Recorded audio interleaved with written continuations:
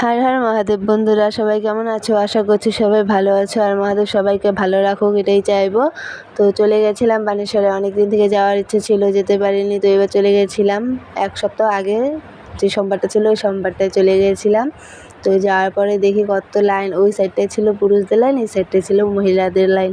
তো লাইনে না দাঁড়িয়ে যাচ্ছি, তারপরে কিছু ছবি উঠে নিয়ে এলাম। ছবি উঠে বান্ধবীকে বললাম যে এই লাইনটায় দাঁড়াইলে রাত্রে অনেক হবে বাড়িতে যেতে। তারপরে বান্ধবীকে বললাম, বান্ধবী দাদাকে বলল যে দাদা এই দিক দিয়ে তো যেতে পারবো না। তো দাদা পেছন দিক দিয়ে নিয়ে গেল।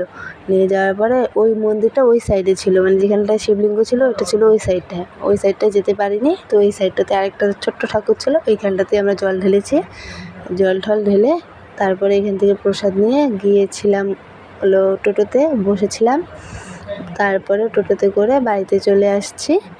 আর ভিডিওটা যদি তোমাদের ভালো লাগে সবাই লাইক, কমেন্ট, সাবস্ক্রাইব, শেয়ার করে দেবে। টাটা।